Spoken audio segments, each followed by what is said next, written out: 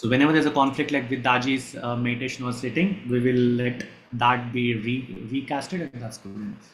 Sure, Priya. Makes sense.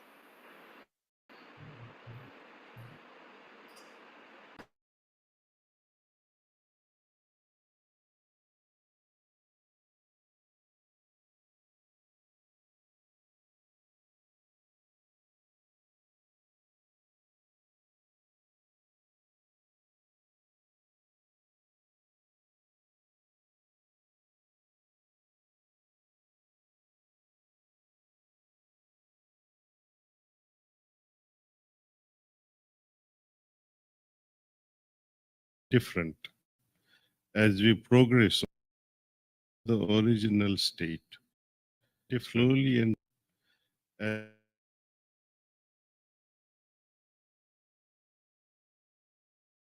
as we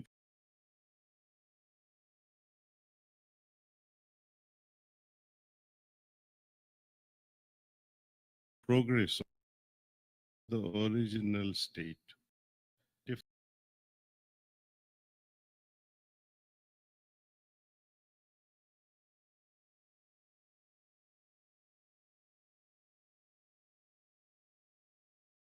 state,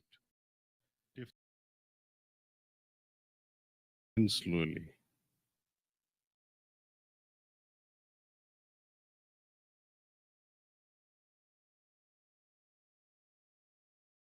State, and slowly.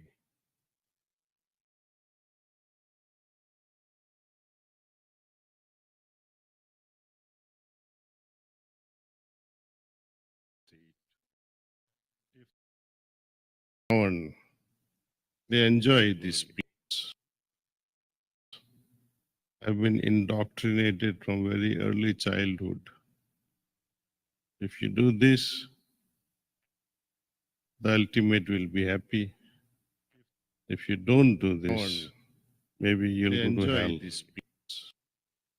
If you do this, you donate so much, from very early God will favor you with more and more wealth. If you do this, these are all temptations of this world. The ultimate will be happy. And if you do even more punya, maybe there will be some special place be reserved for you in the heaven. You do this, you donate so whether you desire for this world or that world. Desire is desire, and if you do this, no desire can ever fulfill anyone's happiness. Desire were in name by nature can never fulfill any happiness, never bring about any happiness. But you seek more and more. Once you are in heaven, you will also ask for what is next. Desire is desire, and no desire can ever show the purity of the heart. And where there is purity in the heart, love will always be there. And where there is love, bring about any happiness. God descends in such more and more. Once you are always looking for such hearts next. Even if you hide somewhere, he'll find you. So the purity of the heart. And where there is purity automatically. And really speaking, with all my heart, with all my conviction, I say, divinity is always seeking such Atman, such souls who are pure and loving, who are not mesmerized by external, but who are always striving to become more and more successful with their inner journey. Externalization of the God has become the main reason why Hinduism is suffering today. The decline of Hinduism is a result of externalization of gods and divinity. And I don't feel ashamed in sharing this with you all. Because when you think of this Antaryamin, who says? Lord Krishna says. What else does he say? I dwell in every heart. Vedas speak that flame of Atman is in your heart. The life giver is in your heart. And where are we searching for the life giver? Outside. The direction is wrong. It should have been inward, and we are looking for outside.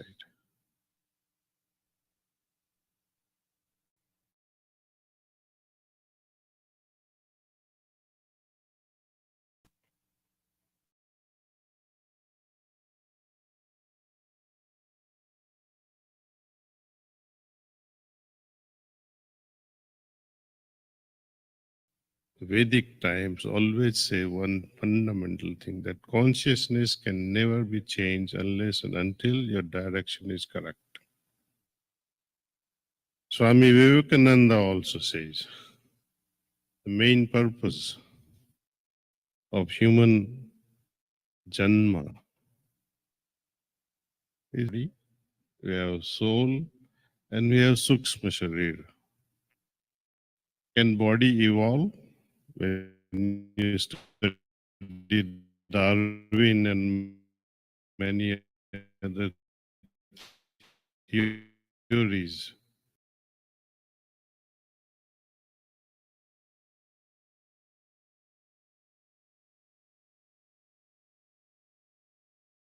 they talk of evolution of the physical form. During my lifetime, the age that I am gifted with does not permit me to evolve. If I want to fly like an eagle or swim like a dolphin, I cannot. I can only age. I can become older and older.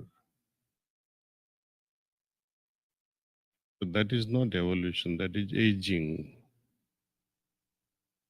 At a soul level, Atma level, can soul evolve? Shastras say that it is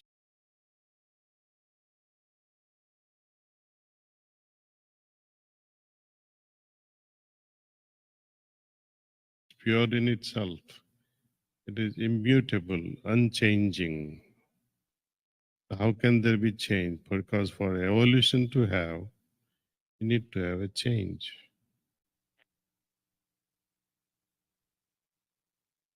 The only thing, according to Swami Vivekananda and according to Vasishtha Sanhita, from the period of Lord Rama of Ayodhya, he says,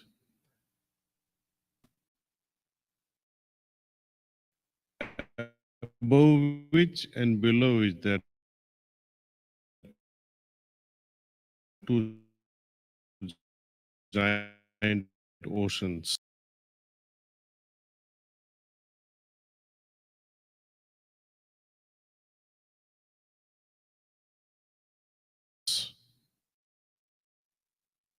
So imagine the level of evolution we are with when it comes to consciousness. He says, our consciousness is like a thin layer of water sandwiched between two giant oceans. This thin layer has to rise into superconscious state, sky of superconscious, and also dive deeper into the ocean of subconscious. So he's only trying to say that let this thin layer of awareness, consciousness expand.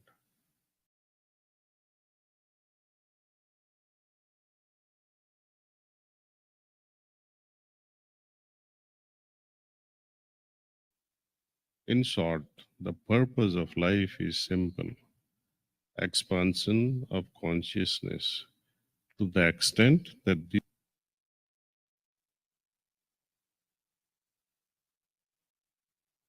if you have any questions, we can tackle them after meditation, because we'll, with your permission, we'll meditate now.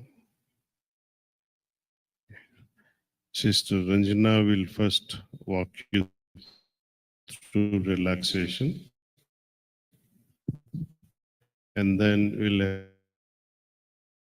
have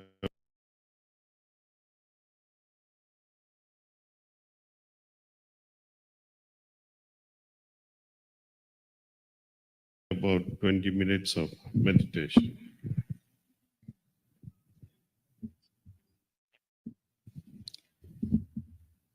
Gently close your eyes and prayerfully invite the healing energy from Mother Earth through your toes.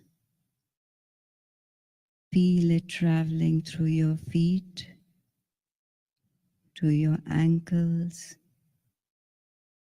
to your heels, relaxing both your feet completely.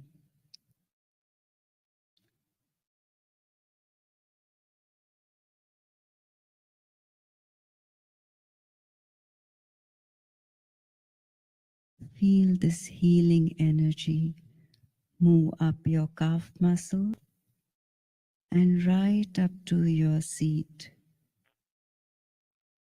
feeling both your legs completely relaxed.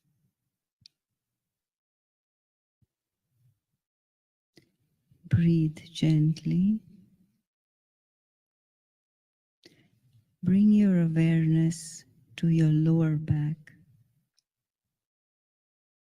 Feel it completely relaxed.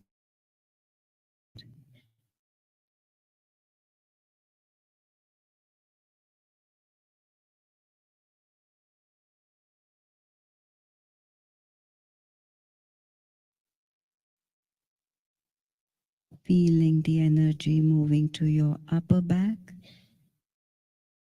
relaxing your back completely. Bring your attention to your stomach muscles, relaxing your stomach completely, and feel this energy moving slowly up to your chest, relaxing as it's going up.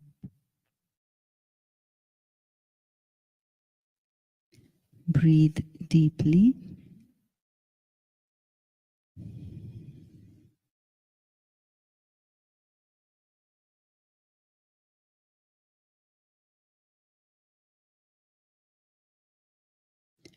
Bring your attention to your shoulders.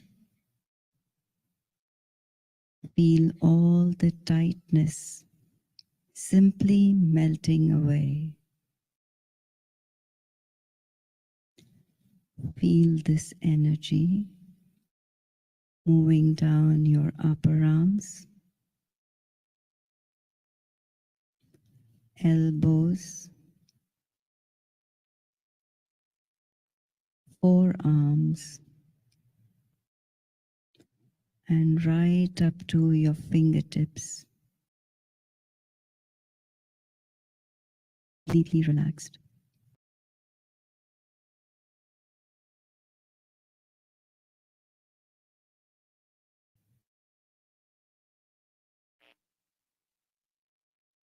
Bring your attention to your neck. Feel all the tightness completely leaving your neck. Feel this energy moving up your face, relaxing your jaws, your cheeks, your ears, and your forehead. Your eyes are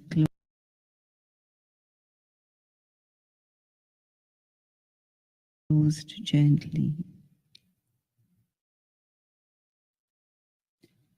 Feel this healing energy traveling right up to the tip of your crown. Feel your head completely relaxed.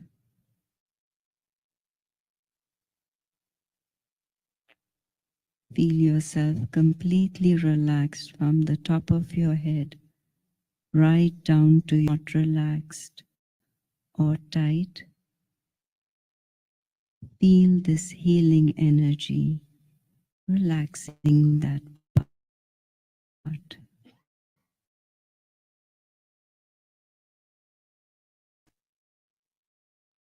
Take a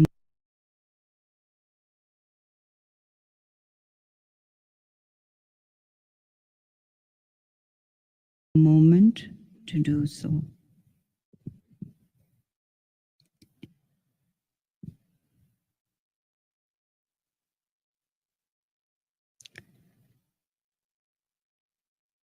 Prayerfully and very gently, bring your attention to the heart.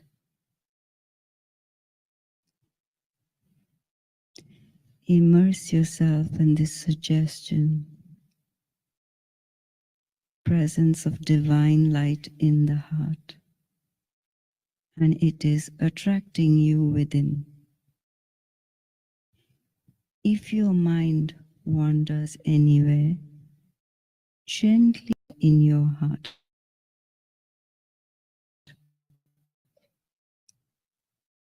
letting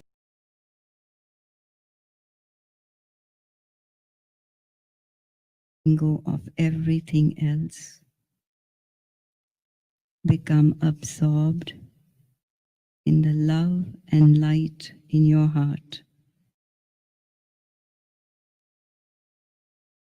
Please start meditation.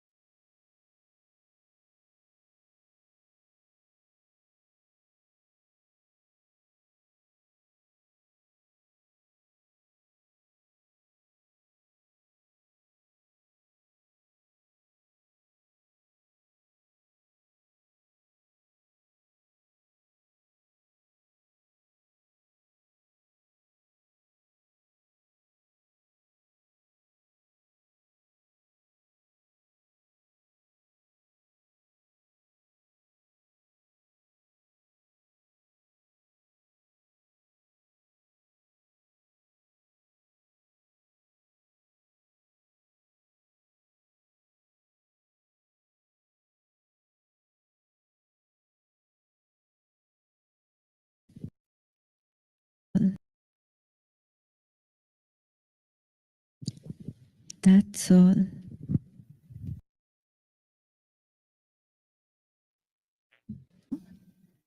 Can be taken.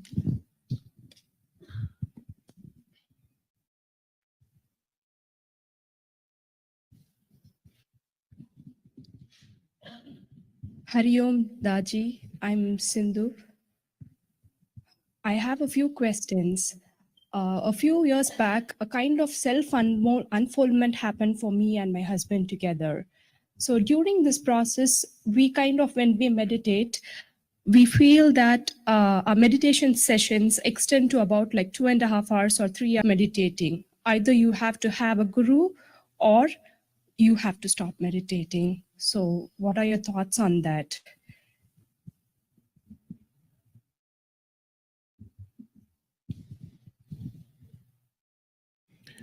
Recently, you must have read in the newspapers, Honorable Prime Minister of India, Modi ji, meditated for 45 hours at Kanyakumari. I had sent a message to PMO, Prime Minister's office, that what sort of meditation you are doing, that you have to stretch it for 45 hours.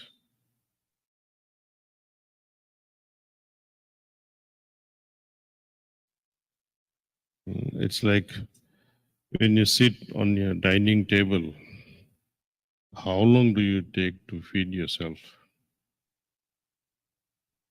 5 minutes, 10 minutes? But you sit there for whole day. What does it say about yourself? So practice should be so efficacious and efficient that it brings about the result in the shortest possible time. Extension of time, sometimes we indulge in out of ego that, oh, I can meditate for so many hours. But that's not helpful. Because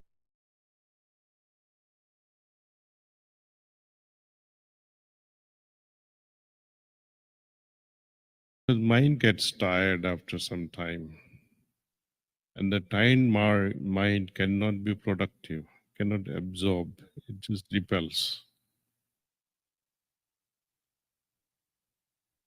So I generally recommend that meditate, but no more than 1 hour. If you feel like extending your meditation before, after 1 hour, if you need to. But extended meditation for hours together is not productive.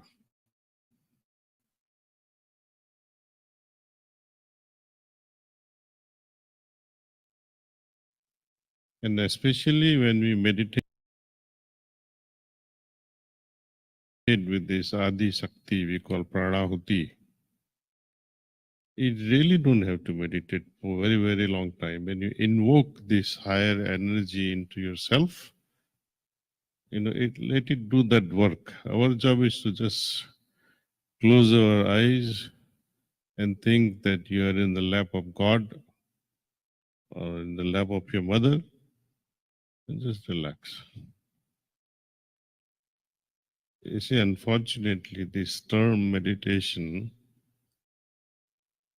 it does not reflect all that which was originally meant by dhyan.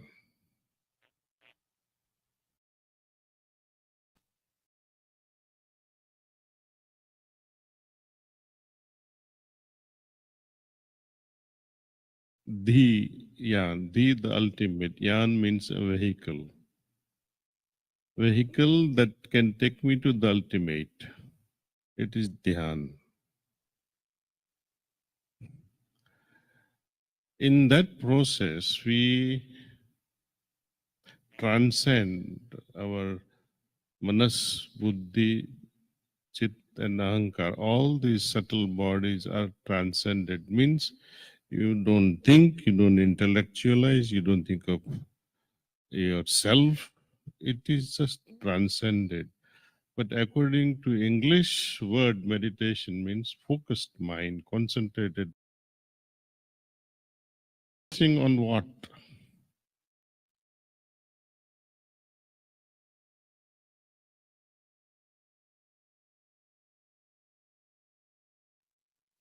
So your mind is busy. While when we talk of dhyana, mind is absolutely relaxed. You have transcended thoughts. In meditation, you're busy thinking on one subject. That is focusing. And focus is always on known objects, isn't it? Can you focus on something you don't know? God is an unknown entity. So how are you ever going to focus on God? Either you transcend that within short time or you cannot. My Guruji used to meditate for 2 minutes, 3 minutes.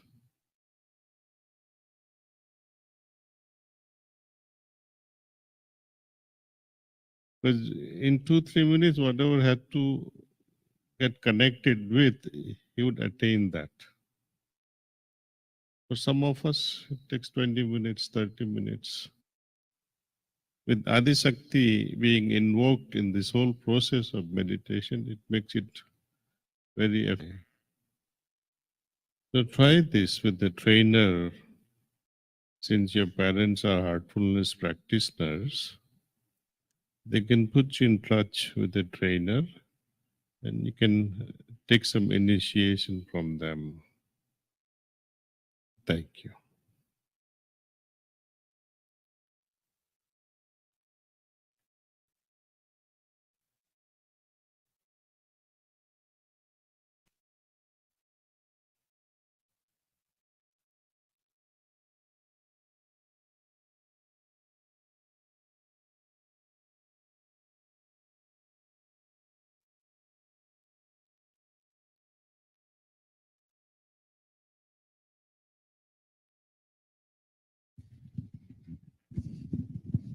Namaskar, Namaskar, Swamiji. I want to know whether meditation helps the final objective of a pure mind, or a pure mind helps meditation. Chicken first or egg first? Because most of the time, something is constantly in the mind, lots of transactions going on that interfere with good meditation. But you already clarified just now that don't try it for meditation for a long time, just do it for 20 minutes. That does make a lot of sense to me, but still,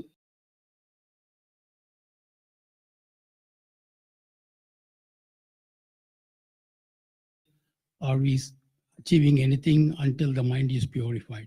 Thank you. Your question is like, what came first? Seeds came first or the tree came first? So yeah. It's like chicken and egg. Yes. Which is first? Without chicken, you can't have the egg, and without Yes. the egg, you can't have the chicken. Yes. Same way, the pure mind and the state of meditation, which comes first? Pure mind, if there is pure mind, then you don't need to meditate. Fantastic. Okay. To cut the whole thing short, you are talking mainly of the disturbing thoughts during meditation. Okay? So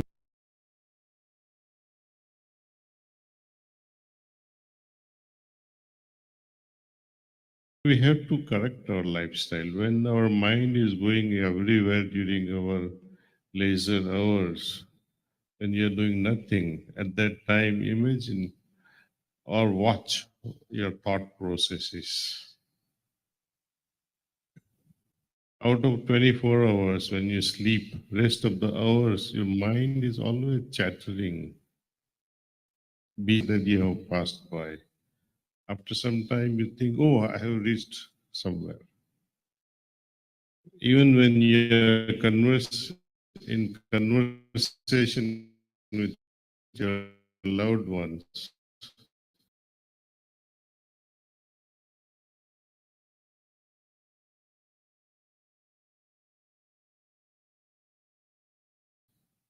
you don't seem to hear words also. Your mind is preoccupied with something. When you're watching TV or something with your friends and you're not in a mood to listen, you're sitting there somewhere and you don't know what's happening around you. So first we have to train our minds. Like children, most of our NRI children, you can pick them from a distance when they are traveling at the airport. They are unregulated, uncontrollable children, jumping from place to place, changing seats from one place to another, unregulated.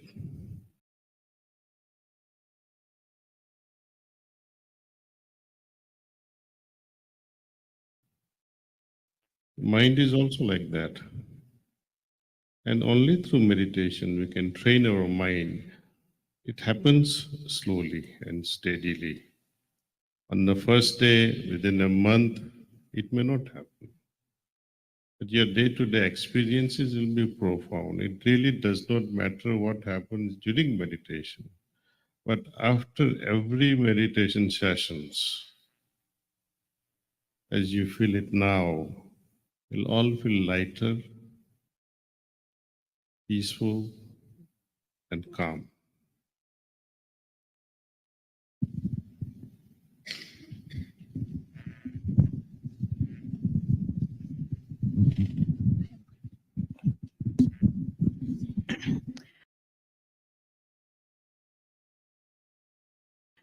Pranam Daji, thank you for such lovely session and meditation. I have a question. In this whole universe, our existence is very minuscule. And I feel that after being meditating for some time, I feel that what should be the purpose of life according to meditation? Because I feel so minute when we compare it with the entire universe. Well, I have earlier, before meditation, expressed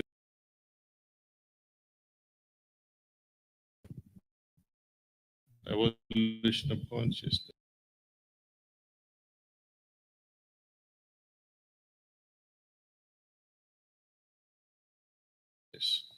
But how do we apply that in our day-to-day life?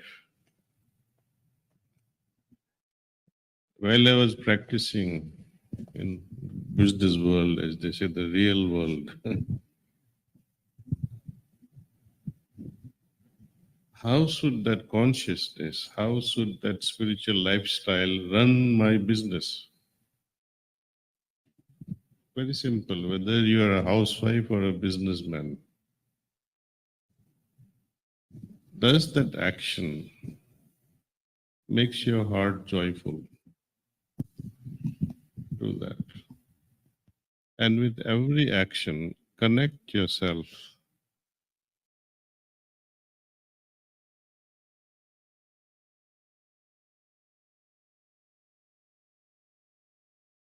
with that Adi Shakti, with the original force, with love. Anything you do, you're doing your laundry, connect yourself. You're making chapati, connect yourself with that ultimate. You're driving, connect yourself. So somehow at a subconscious level, you are always in tune with divinity.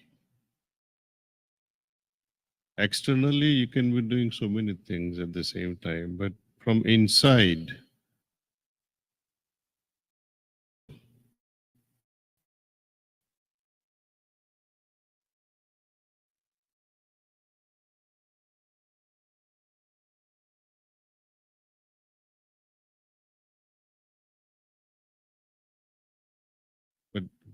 At the beneath the ocean, it's all quiet.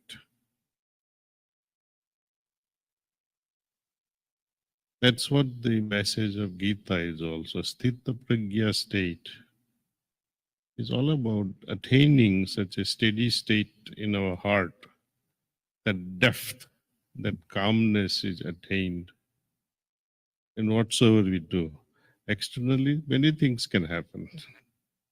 I do that also. We need not avoid any of that. I give you a small example. When you are riding a bicycle, and ask your parents how many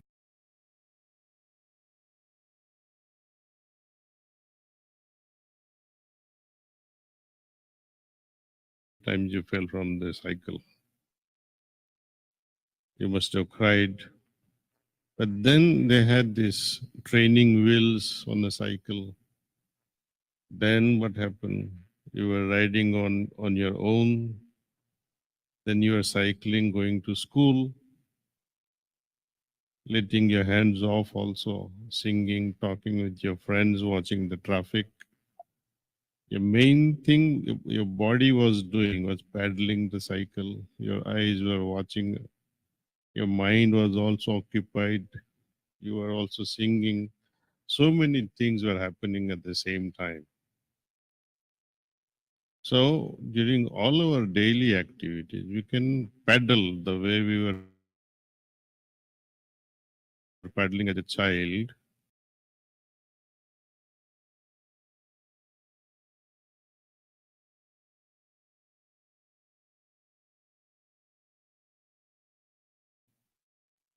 You can keep your heart connected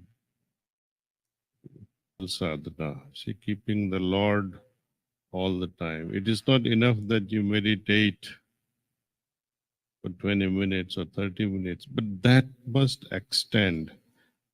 Meditation creates a meditative mind. And this meditative mind must extend during our day-to-day affairs.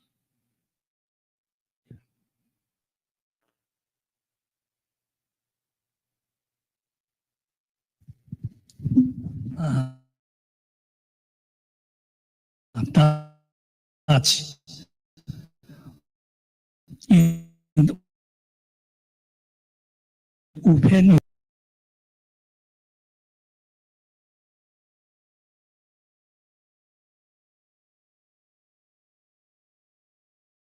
we say, Upenya say we have higher bird and lower bird.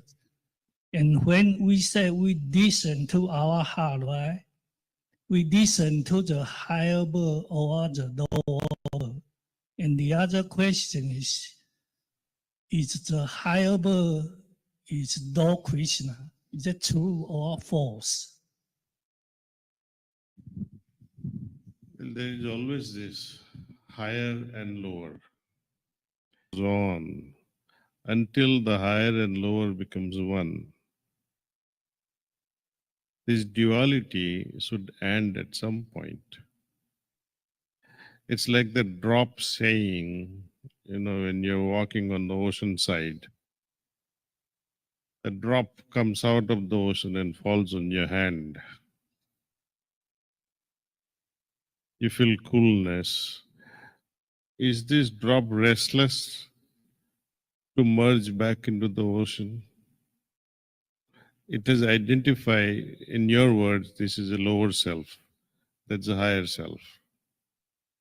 Once this drop is thrown back into the ocean, like the raindrops falling in the ocean, the lower self merging in the higher self, they become one. Once they become one, through samadhi, who is higher and who is lower, they end.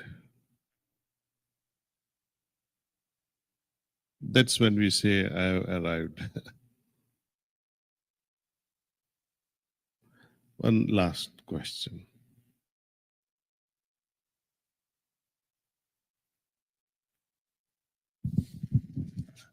Namaste, Daji. Just trying to combine two process of thoughts over here. So once we think about evolution, now we assume that human form is the highest or something, and probably what we got from our scriptures is something like you need to follow something to become from an ant or something, you become a dog, and then maybe monkey, human or something. So is there something like a dog or whatever, like cat or something, did something to go to a next form or achieve the human form?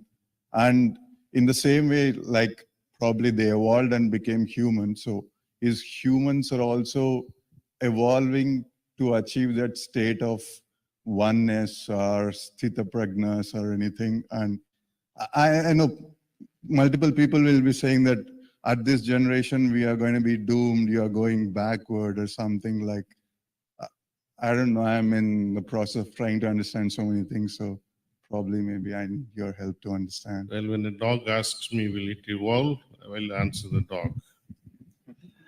But when you are asking as a human being, am I going to evolve or am I going to become a dog? I don't think you will ever become a dog, because for that to become, you'll have to do such a low things in your life. So there is only one way to go, actually, up. And without your craving for higher evolution, I don't think you would have been here in the first place. So you can tap yourself, meditate regularly, and become higher and higher and higher. Morphological evolution is a different thing, you see, which Dravidian philosophy is like that, no? Approach theory, that how we evolve our nose, our beaks, our heights. It depends on our environment, what we call epigenetics.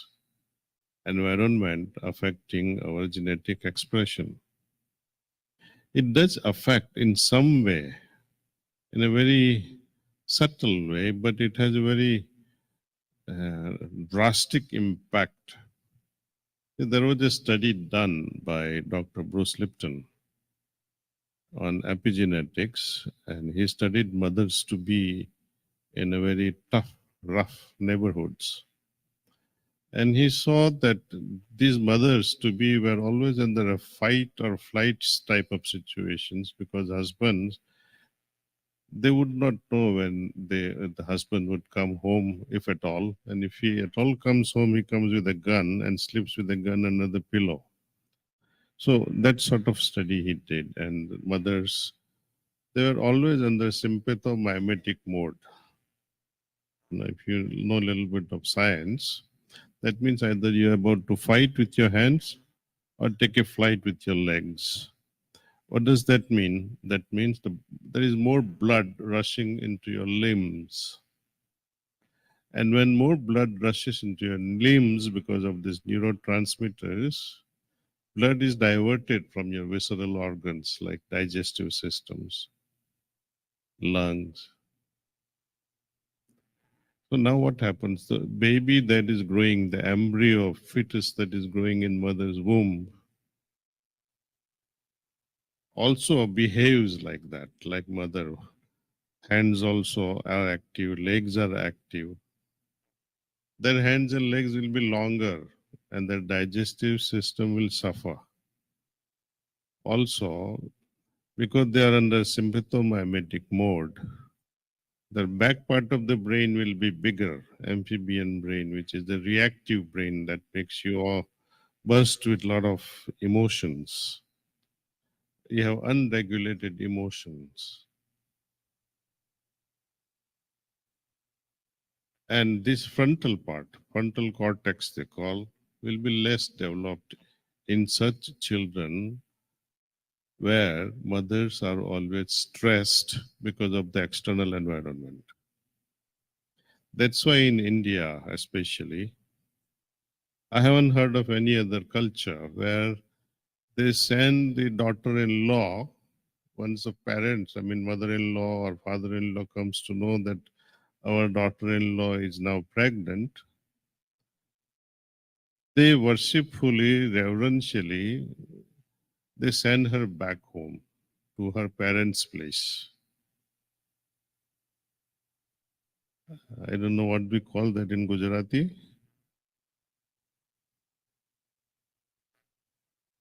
Fear to mokle પણ પેલું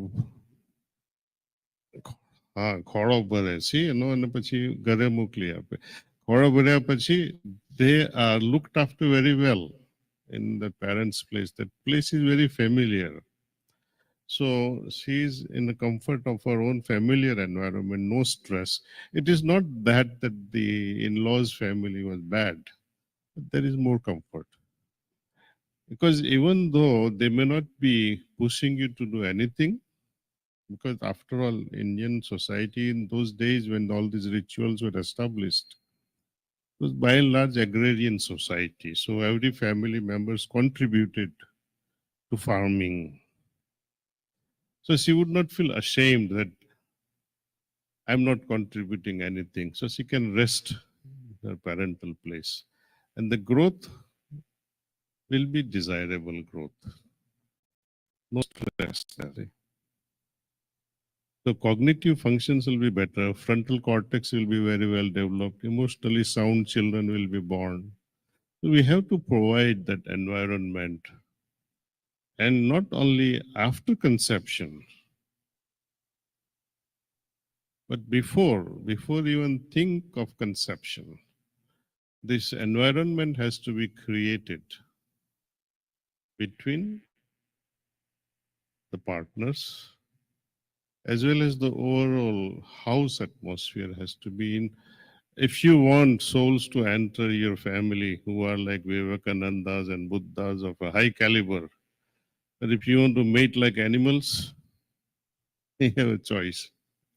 But soul that will be attracted at that moment where you mate carelessly,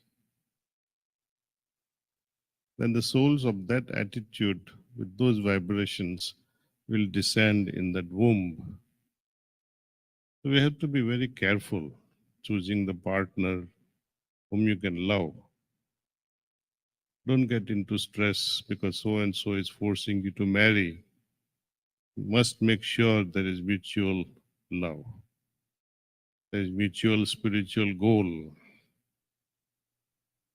You see, what happens when husband and wife, they are meditating together, for example. Imagine the atmosphere that is created in that house. And not only husband and wife, but if parents and grandparents and grandchildren, they all come together and meditate. Imagine the atmosphere of that house. Vaikunt, they say, Vaikunt ban jata hai, say. So evolution is in our hands. There is no God controlling our own evolution. It is our choice. How we mold our thinking, our lifestyle, that not only will change us, but it will change the future generations also.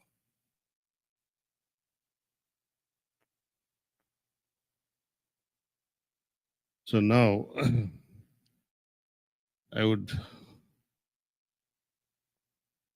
share with you something different from meditation, but the result of relaxation in a family where parents are also meditating.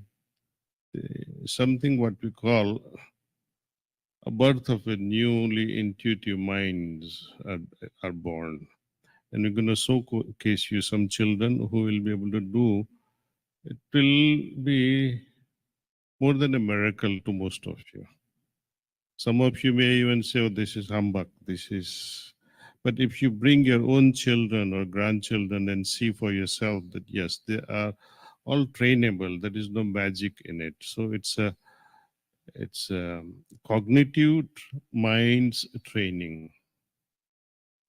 And we call it Brighter Mind Project. So some children will come here and showcase you what they have learned so far through this heartfulness.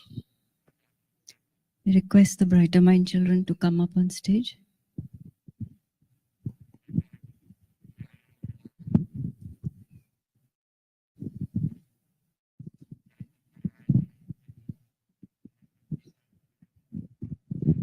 about how we can help our Welcome to Brighter Minds. As parents, we all have questions about how we can help our children achieve their true potential. We often ask ourselves, how can I inspire creativity in my children? Can excellence become a habit for them? What can be done to increase their observational capabilities? How can one enhance their power of intuition? How can one help increase their self-confidence? The answer is not complicated. A child's brain at birth is connected through various pathways, allowing it to perform various functions with a high sense of awareness of its surroundings. This helps the child quickly assess its environment and process the information, thereby making it adapt easily to different scenarios. As the child grows, the brain is subjected to numerous external influences, making its reaction to a certain kind of exposure a habit through repetition, thereby becoming molded to work efficiently in the specific set of scenarios. By being continuously exposed to a select set of outward influences, the innate and subtler abilities of the brain are either lost or their pathways underdeveloped, making the child conditioned to respond efficiently only in a certain set of environments. To enhance the sensory perceptions and cognitive functions of the brain, Brighter Minds offers a unique whole brain wellness program designed to help children reach their true potential. Neuroscientists working in this field have proven that enhancements can be made in cognitive functions of the brain and have put forward the theory of neuroplasticity. This theory states that because neurons or nerve cells process and transmit information through electrical and chemical signals between brain cells every nanosecond, brain structures are being easily shaped or molded. This elastic condition of the brain allows it to repair, regenerate, or change in response to stimuli that are either sensory, motor, cognitive, or emotional. The Brighter Minds model integrates various techniques from research and the latest scientific developments in brain function and education to stimulate brainwave changes that result in improved cognitive abilities and brain efficiency. A child in a Brighter Minds training program will develop a different mindset and exhibit positive traits such as enhanced observational skills, which improves the ability to stay focused with increased attention time spans, thinking out of the box, and solving problems creatively. Power of intuition, which improves perceptivity and intuition and increases self-confidence, helping your child in making decisions in stressful and demanding environments. A habit of excellence that makes your child perform to his or her fullest potential and live life with a loving heart and human values. The Brighter Minds program is for children between the ages of 5 to 15, and the 30-hour program is conducted over 8 weekends. As the brain is more elastic during the formative years, it offers greater opportunities for development and change and gives your child a unique gift to acquire knowledge, understanding, and solve problems throughout life. Unlock the potential which is hidden inside each and every child.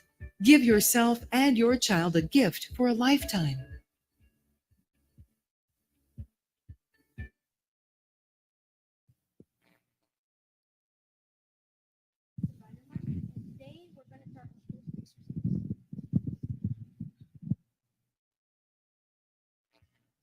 Namaste, everybody. My name is Srinath. I'm 16 years old and I've been part of the Brighter Minds program for 8 years. Hello, everybody. My name is Lakshman. I'm 17 years old and I've been part of Brighter Minds for 6 years. Brighter Minds is a program aimed at kids aged 5 to 15 to help them develop cognitive function, sensory perception, and intuitive abilities, among other benefits. In this program, children undergo activities such as breathing exercises, eye coordination exercises, and alpha wave music, as well as brain gym exercises, which our kids from Atlanta will show here.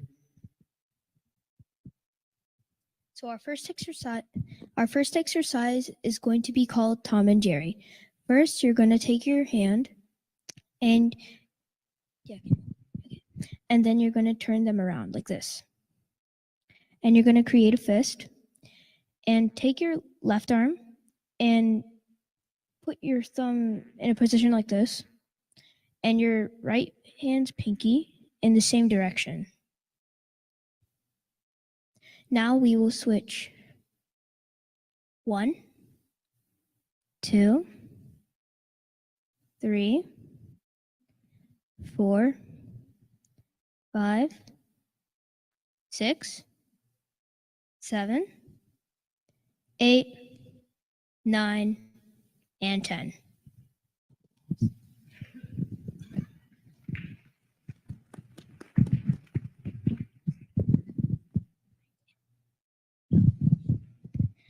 For this next exercise, you're going to take your right hand and put it a few inches from the top of your stomach. And you're going to rotate it in a circular motion.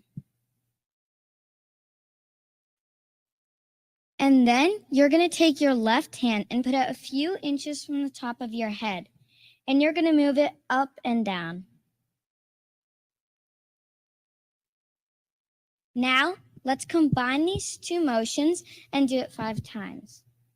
1, 2, 3, 4, and 5. Now we're going to do the same thing with the other hands. So we're going to switch. 1, 2, 3, 4, and 5.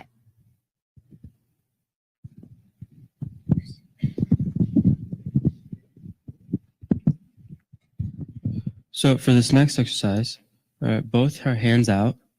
In our left hand, we're going to have our index finger and our middle finger out. In our right hand, we're going to have our index finger and our pinky finger. And we're going to switch. Then we're going to switch again. We're going to keep going back and forth. 1, 2, 3, 4, 5, 6, 7, 8, 9, and 10. For our final exercise, we will take our right hand and put it on our nose and our left hand on our right ear. Now put your hands on your knees. Now we'll do the same thing, but on the other side. So put your right hand on your nose and your left hand on your ear. Now put your hands on your knees again. Continue this motion 10 times. 1, 2, 3, 4, 5, 6, 7, 8, 9, 10.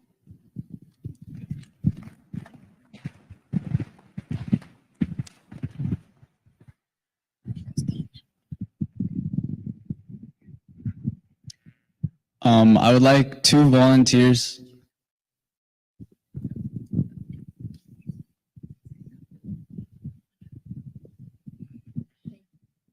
Thank you, everybody, for those exercises. Can we have a round of applause for them?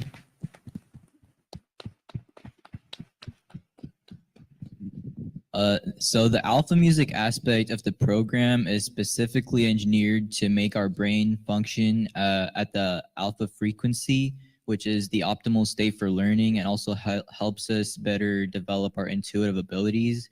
We also practice these blindfolded activities which deprive our eyes of light so they don't send information to our brain, which helps us further develop our other senses to perceive things such as color, which we will demonstrate to you in a short demo.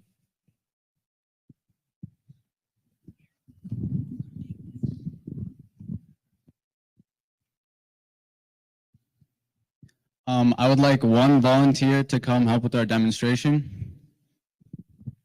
Over there. Please come up.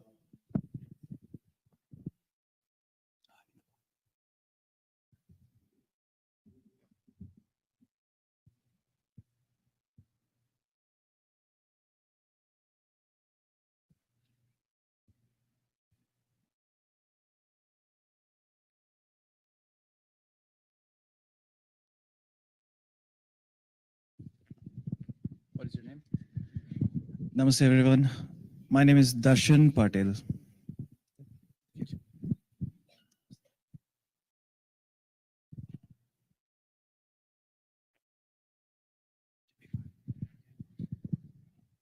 So he's now going to try on the blindfold. Do I have to blindfold myself? Yeah.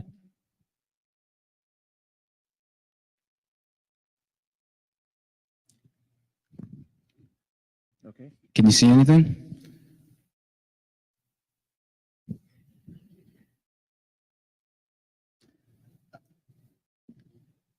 Nothing. Thank you. You can take off the blindfold. Thank you. All right. So, okay. Okay.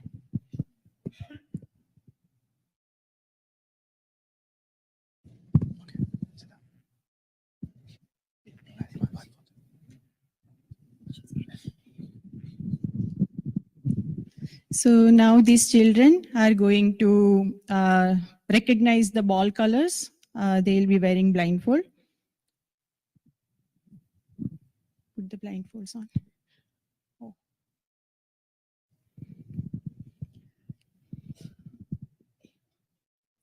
So you can give any ball to Srinath.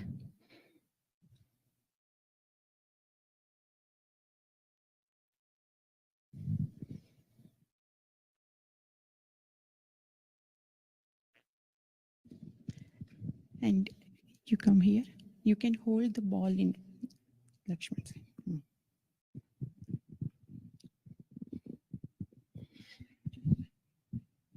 Are you ready, Srinath? This is orange.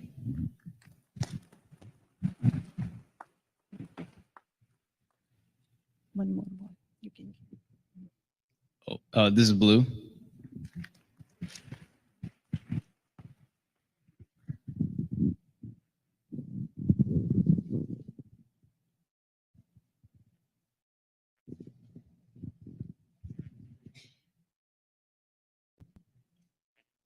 Yeah. This is green.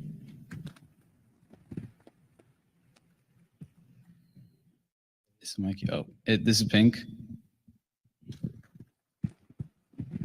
Thank you. Can I give an object?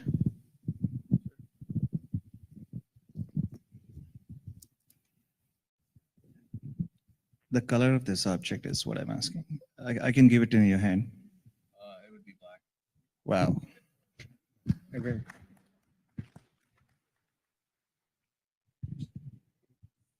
So now we have a next activity. We can have easel here.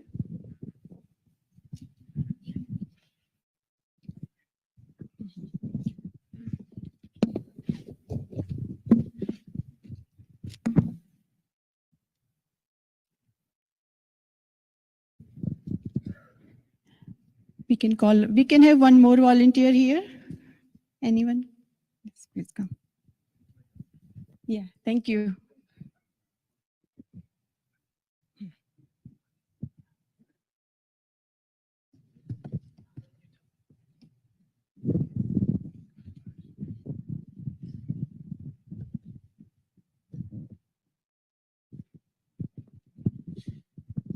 Please come. Your name? I'm Harsh. Harsh. Okay, so here you are going to write something on this easel and he is going to say what it is, right? I'll give you the.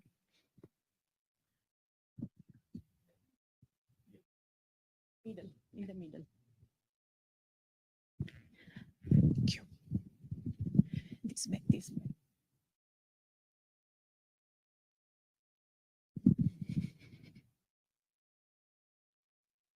Yes. Hmm? In the middle of it. Oh, Exactly.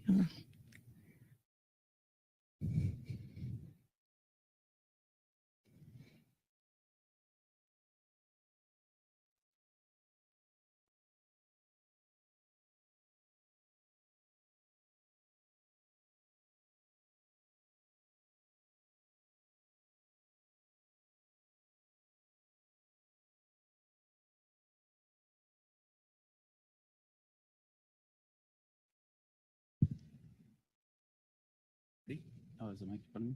Yes. It would be Daji. Wow. Okay, आप ये cube shuffle करके इसको दीजिए.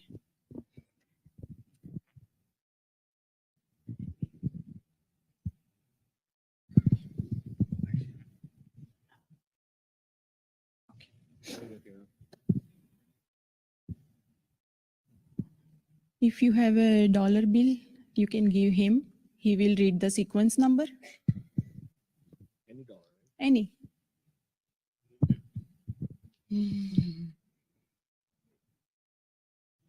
Okay. I'll hold the mic. This mic. Okay. This is a $5 bill. And the code is PJ142031.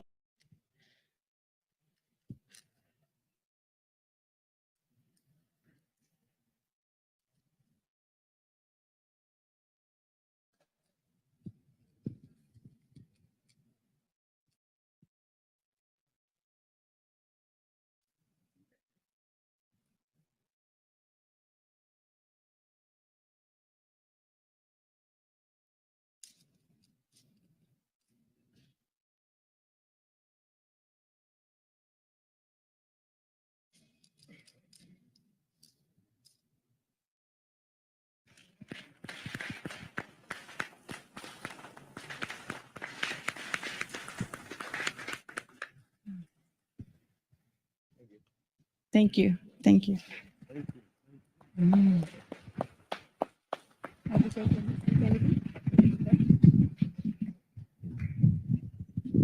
So as I was saying,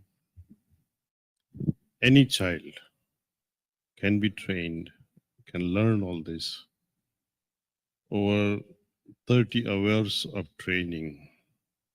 The results, simple things like color identification can start, any child can start identifying just on the first or second day itself. And I encourage giving this gift, this talent to your grandchildren and children if they are between 5 and 15. Most of us are outdated for this program, see. So thank you, and I'm very grateful, extremely grateful. I must express my thanks this very first session of meditation to the trustees of this Ambaji Ma temple. Thank you, thank you, thank you, Sampo.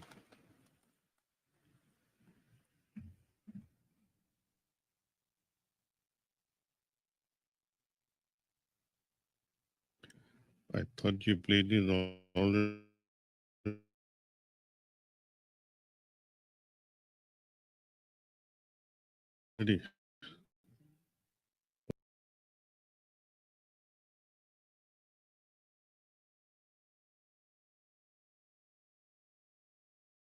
Okay.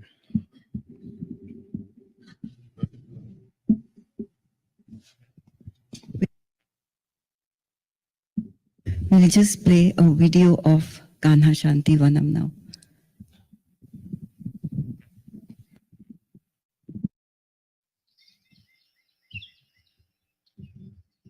I feel so light, relaxed, and the atmosphere here is so like, as soon as I entered the premises, I was surrounded with positivity, which is what everyone needs in their life.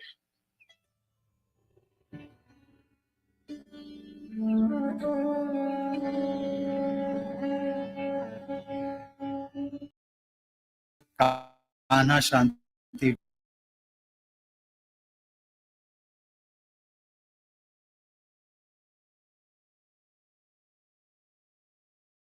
Vanam presents a model of holistic living.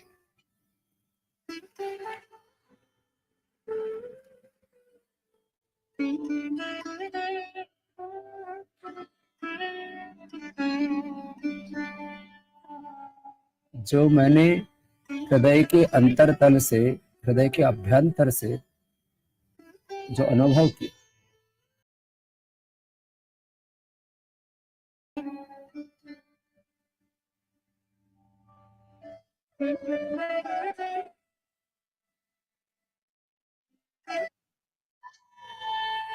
What I have seen has absolutely blown me away. What I'm seeing here is a community that would be envy of any community in the world. It is so incredibly beautiful, firstly.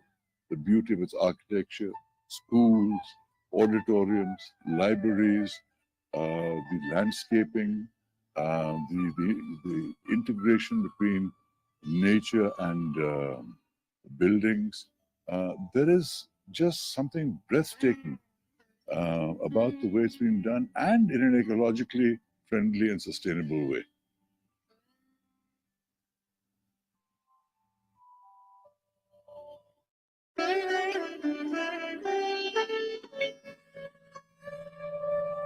So for me, I think this place resonates with a lot of positivity.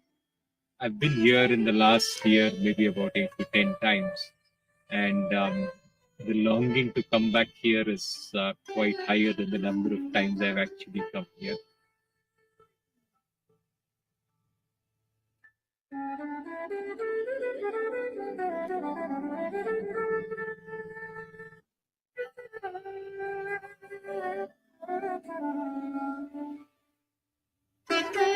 ये शांतिवनम बाबूजी की सीख का जीता जागता उदाहरण है।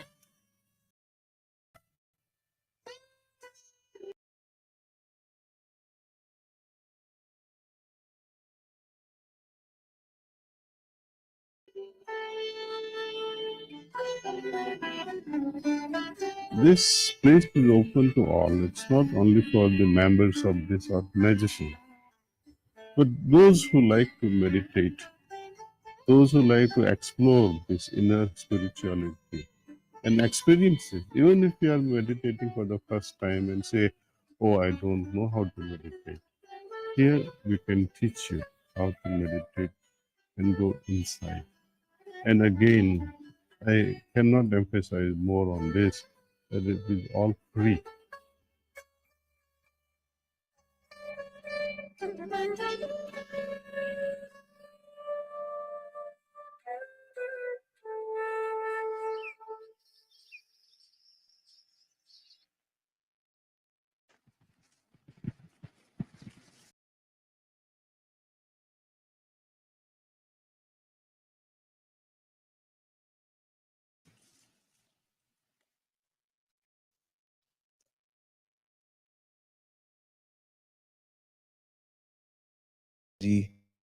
We invite you all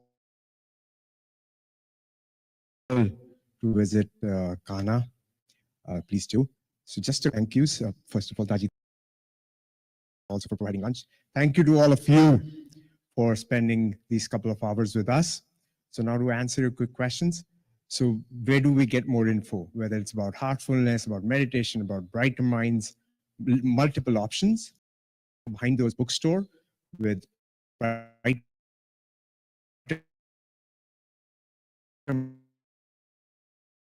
minds desk with heartfulness information.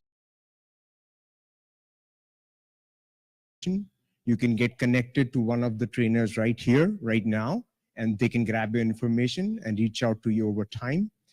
There is also a Heartfulness app with tons of information. So please download it and you will see, it's just an app, right? So it's all the information there. So that's a wrap. Lunch is right outside across the road in the gazebo. So please help yourself. We will be back here at 2 p.m. Thank you so much.